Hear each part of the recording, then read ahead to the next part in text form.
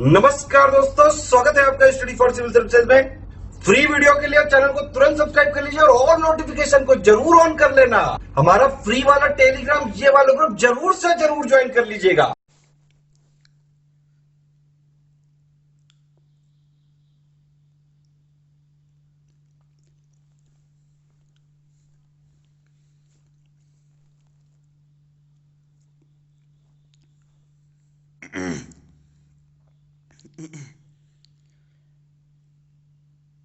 Hello everyone, welcome to study for civil services.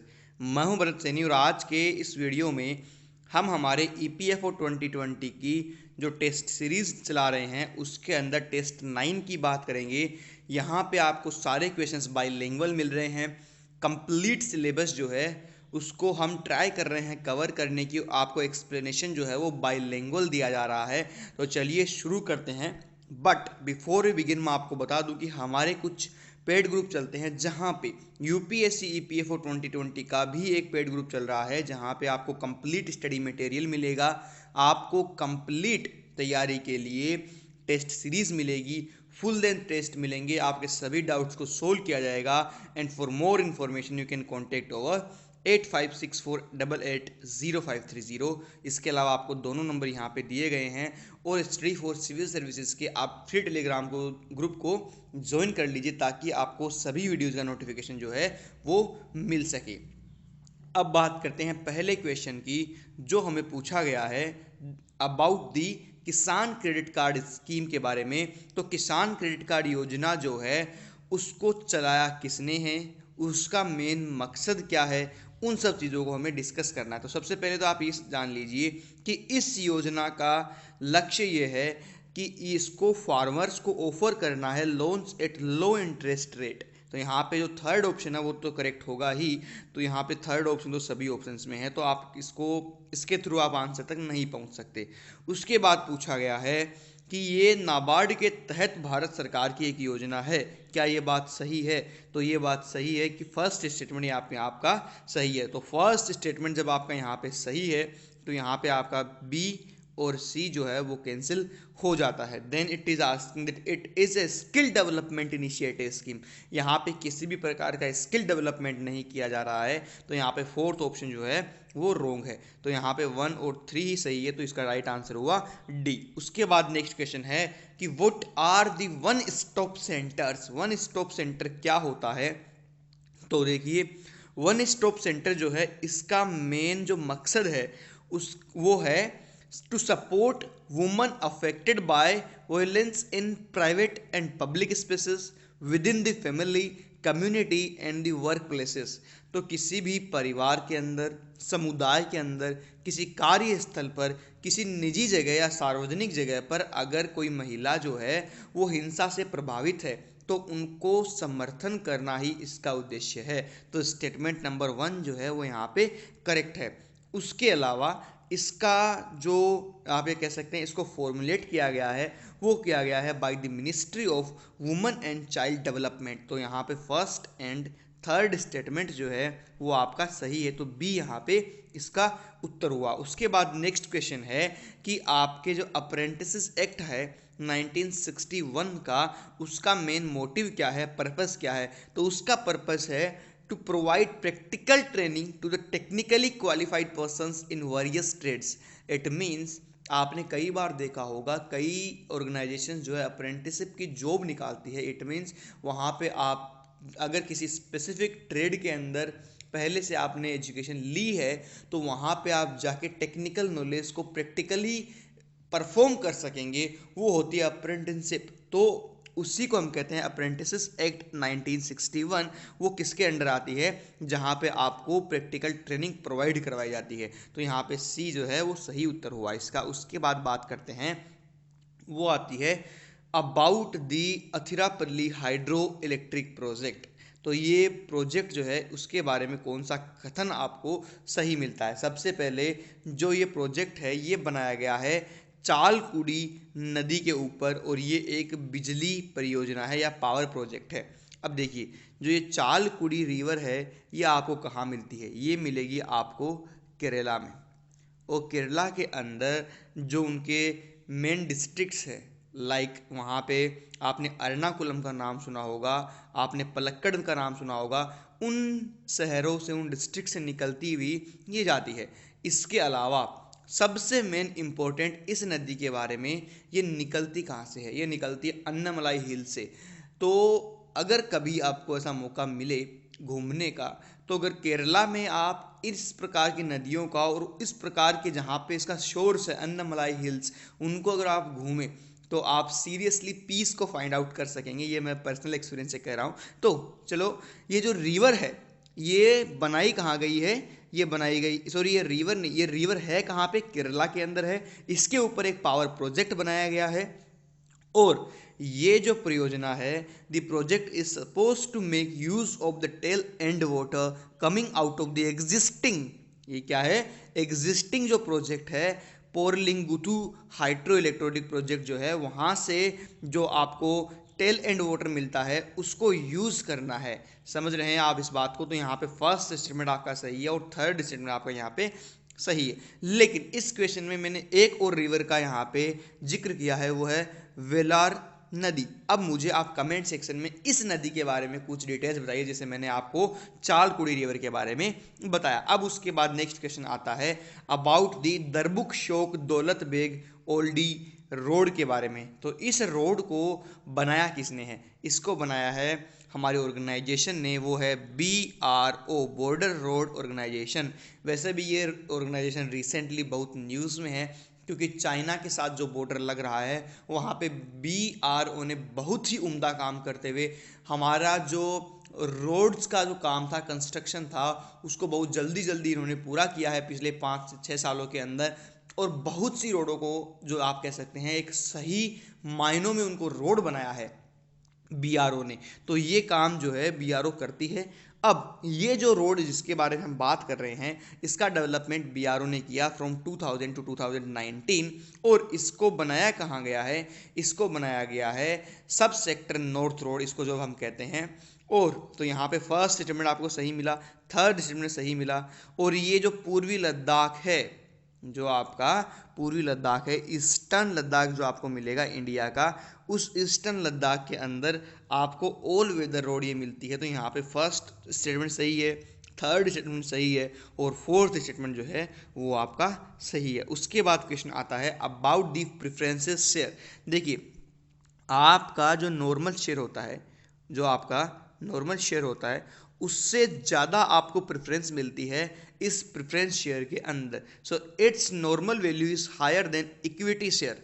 इसके अलावा आपका जो यहाँ पे डिविडेंड मिलना होता है हर बार, हर क्वार्टर के अंदर, या फिर आपका जो डिविडेंड आपको कंपनी अनाउंस करती है, तो वो जो डिविडेंड मिलेगा वो एक फिक्स्ड रेट पे मिलेगा, क्योंकि आपका एक प्रेफरेंस शेयर है इसके टर्म्स के अकॉर्डिंग। तो यहाँ पे आपका फर्स्ट और सेकंड स्टेटमेंट जो है वो यहाँ पे करेक्ट है। उसके बाद बात आती है गोलमेज सम्मेलनों की, about the round table conferences. तो अब मुझे आप ये बताइए कि क्या कांग्रेस ने तीनों जो राउंड टेबल कॉन्फ्रेंस थी उनको ज्वाइन किया था? अगर हाँ तो, अगर हाँ, पहली बात तो इसका आंसर अगर हाँ है तो कौन कौन से गोलमेज सम्मेलनों को इन्होंने ज्वाइन किया था? अगर नहीं तो कौन से एक गोलमेज सम्मेलन को इन्होंने छोड़ा था? तो यहाँ पे अब आपको इसका सही आंसर कमेंट सेक्शन में करना है। तो ये 3 सत्रों की श्रृंखला थी जो मैंने आपको बताई है, और किसके लिए? इंडियन कॉन्स्टिट्यूशन पे डिस्कस करने के लिए थी। और इन तीनों को सम्मेलन को आप ये कह सकते हैं ज्वाइन करने वाले भारत की तरफ से थे अंबेडकर साहब और तेज बहादुर सप्रू। इन्होंने तीनों सम्मेलनों को जो है वो ज्वाइन किया था। तो यहाँ पे 1 और 3 जो है वो करेक्ट स्टेटमेंट है।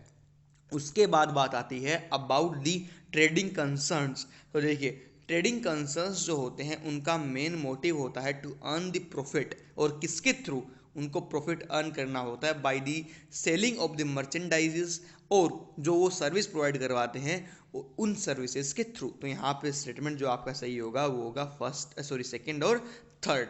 उसके बाद नेक्स्ट क्वेश्चन आता है, क्वेश्चन है अरोरा के बारे में। What is an Arora? तो देखिए, अरोरा है क्या? ये एक नेचुरल लाइट डिस्प्ले है इन द स्काई, जो आपको कब दिखती है? ये आपको मुख्य रूप से तब दिखती है जब उच्च अक्षांश क्षेत्र में आप इसको देखें, अर्थात आर्कटिक और अंटार्कटिक जैसी जगहों पर। और ये आपको एक प्राकृतिक प्रकाश प्रदर्शन मिलता है, एक नेचुरल लाइट डिस्प्ले है जो आपको कहाँ दिखता है, जो हाई लेटीट्यूड जहाँ पे आपको होता है उन रीजन्स के अंदर आपको ये देखने को मिलता है। उसके बाद नेक्स्ट क्वेश्चन है about the somatic neural system के बारे में। अब हमें ये जानना है कि सोमेटिक न्यूरल सिस्टम जो है वो किस चीज़ के लिए रेस्पॉन्सिबल होता है।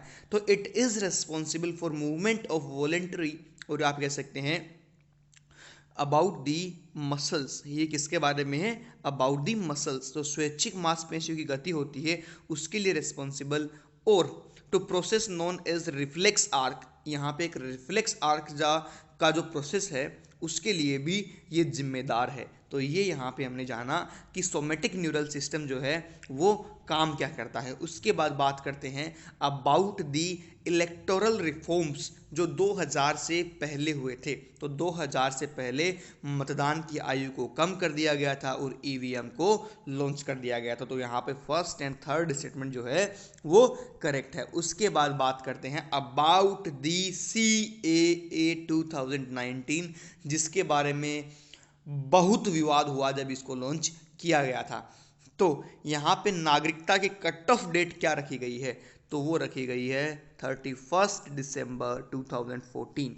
तो यहाँ पे फर्स्ट और थर्ड स्टेटमेंट में से कोई एक सही होगा तो वो होगा फर्स्ट यहाँ पे।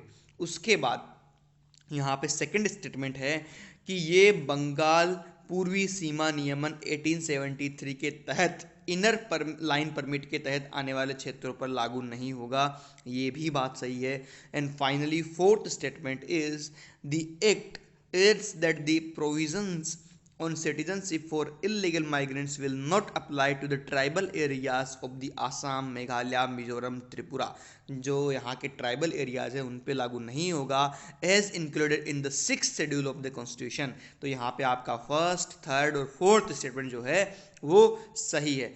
तो यहाँ पे हमने जाना कि यहाँ पे फर्स्ट, सेकंड और फोर्थ जो स्टेटमेंट सही है। उसके बाद नेक्स्ट क्वेश्चन आता है about the railway strike in India in 1974। अगर आप लेबर लॉज के बारे में पढ़ रहे हैं, अगर आप लेबर स्ट्राइक्स के बारे में पढ़ रहे हैं तो आपको ये पढ़ना जरूरी है। और ये थी किसके बारे में, ये थी कि जो रेलवे वर्कर्स हैं, लोकोमोटिव जो स्टाफ है, उन सबको 8 आवर्स बनने चाहिए वर्किंग के लिए। एक दिन के अंदर उनको सिर्फ 8 आवर्स काम करना चाहिए।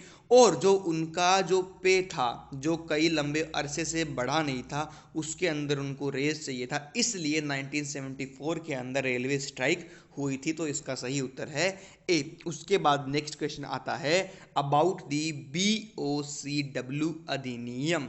तो यहाँ पे BOCW जो है, जो हमें कंस्ट्रक्शन जो वर्कर्स हैं हमारे, जो आप ये समझ लीजिए इसकी फुल फॉर्म हम बात करते हैं building and other construction workers act 1996।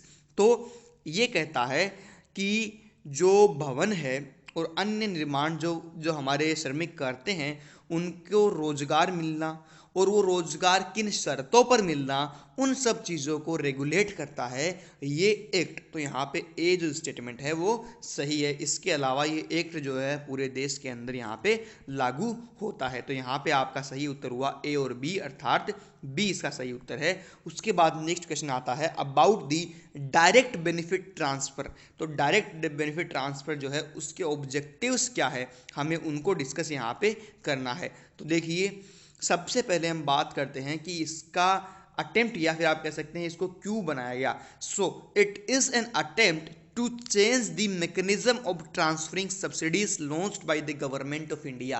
तो जो आज तक सब्सिडीज दी जाती थी उस प्रोसेस को चेंज करके हमें एक ऐसा मैकेनिज्म बनाना है ताकि बेनिफिट जो है वो डायरेक्ट ट्रांसफ़र हो सके।